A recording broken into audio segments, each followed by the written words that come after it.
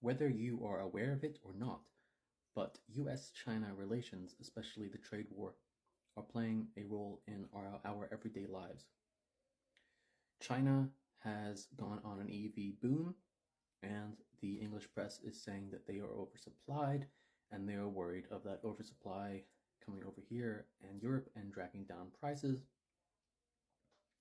And meanwhile, there are tariffs on Chinese products, not just EVs, but also there are bans around whether semiconductors can be sold in China and whether American companies can use certain products from China in their own products.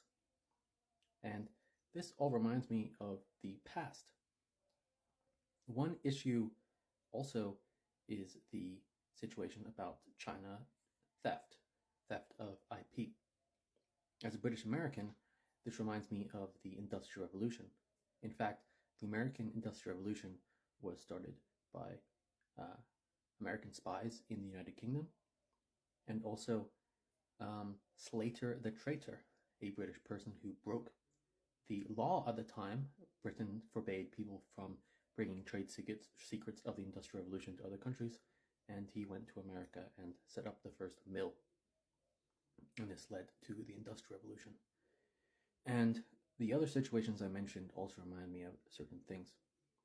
Right now, there's the battle between free trade and tariffs, and people attack China for not being part of free trade. But even though America sometimes claims that free trade is like our motto, it really only became like super big after Reagan. For most of American history, we believed in tariffs. And actually in the 19th century, the northern states accused Britain of using free trade and tariffs willfully at different times of the century for their own benefit. First, to use protectionism, and then once they had gotten to the point where they wanted to be, they used free trade to kind of use their dominance over the United States. And this is actually important for the Civil War, because while the North was becoming industrialized, the South still wasn't. They were cotton growers, and their main market was Britain. Britain relied heavily on the American South for cotton still, even after the Revolutionary War.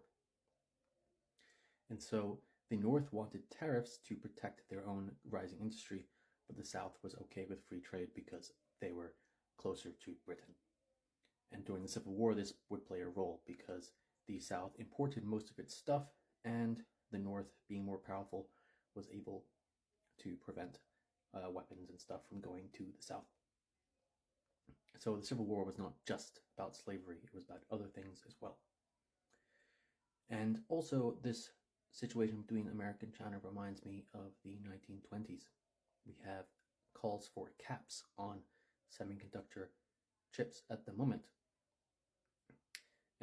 In the 1920s, the Roaring Twenties, times were really good, and during those good times, people were buying things that they thought they needed because electricity had come about. Manufacturing was doing pretty well because of the manufacturing, and with all these new gadgets, people were buying new gadgets to kind of help themselves compete in the market, sometimes going in debt to do so.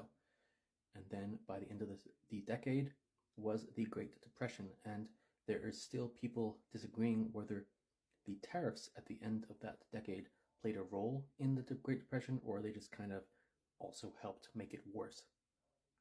But anyway, when America stepped in to do tariffs because they wanted to protect their own industries from foreign competition, other countries stepped in and had their own tariffs, and this possibly made unemployment even worse in the next upcoming years.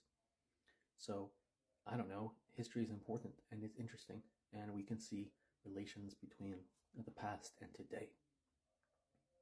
Will China also continue to have a bad economy because of its oversupply like the 1920s? Or will the trade rules, the tariffs, hurt America and we will see a rising China? Who knows? It is interesting to watch. The parallels are not exact, but still. Bye bye.